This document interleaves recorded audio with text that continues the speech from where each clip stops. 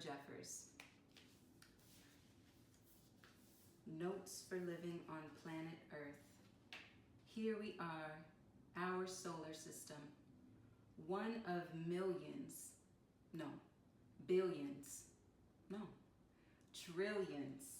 Well, hello, welcome to this planet. We call it Earth. It is the big globe floating in space on which we live. We're glad you found us, as space is very big.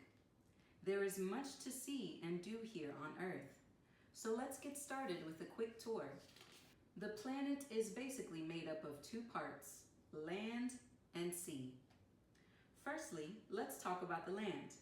It's what we're standing on right now. We know lots about the land. Then there is the sea, which is full of wonderful things. We know a bit about the sea, but we'll talk some more about that once you've learned to swim. There's also the sky, though that can get pretty complicated. Okay, moving on. On our planet, there are people. One people is a person. You are a person. You have a body. Look after it, as most bits don't grow back. The most important things for people to remember are to eat, drink, and stay warm. People come in many shapes, sizes, and colors. We may all look different, act different, and sound different, but don't be fooled. We are all people. There are animals too. They come in even more shapes, sizes, and colors. They can't speak, though that's no reason not to be nice to them. You may not be able to speak yet either, even though your head is filled with questions. Be patient. You'll learn how to use words soon enough.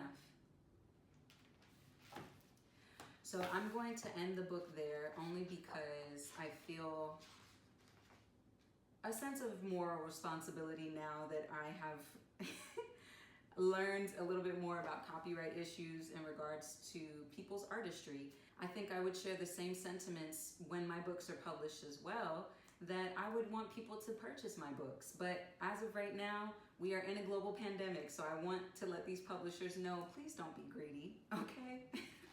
But I love this book and I wanted to highlight it because Oliver Jeffers wrote this for his son. So it says, "To my son Harland, this book was written in the first 2 months of your life as I tried to make sense of it all for you. These are the things I think you need to know." So I love the concept of this book. I love that he dedicated it to his son. And I think every parent has the right to make these grand gestures to their children. That's what a lot of people strive for. And as we see right now, that, and as we have seen many a time in the United States of America, is that children are not able to go home with their parents because of police brutality and state violence. But I would say even further than that, there is a violence that happens in the schools every single day. Every single day, children are told to sit in a seat, shut up, be quiet, and listen to me talk for 8 hours a day. That's not fair to the children, and that's not fair to the teacher that is standing in front of those children. It's not fair for both parties. Imagination is taken out of schools. Geography is not even really part of curriculum anymore. Ask me how long I took on social studies with my first graders this year.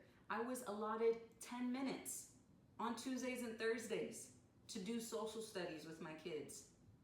How is that fair? How is that equitable for these children coming to school, wanting to know about the world that they exist in, wanting to know a myriad of questions? Well, why is this land and why is this sea? Why is there some of the water on the land and why is there some of the land in the water? Islands and, lakes and stuff. They want to know about all these things.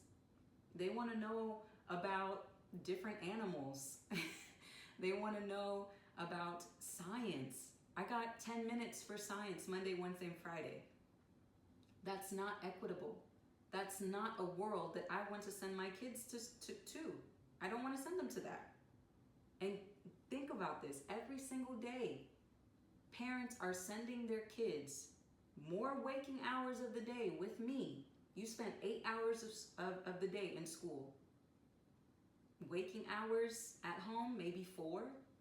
Because by the time they get home, they do their homework, they take a shower, they watch some TV, eat something, then it's time to go to sleep. So you're sending your kid to a stranger's abode every single Monday through Friday, hoping that they treat them with respect and kindness and love. And unfortunately, that's not the case. So I think what really struck me about this book, it says Notes for Living on Planet Earth. And I'm so thankful that he wrote this to his son and then published it for us to read to our children. But I think a huge note that he forgot in this book was, even though everybody is a person, not every person gets treated equally. Not every person gets to go home to a family and a meal at the dinner table. Not every person gets to do that. And that's not that person's fault. That's all of our fault as humanity. But nonetheless, here we are. Check out Oliver Jeffers' work.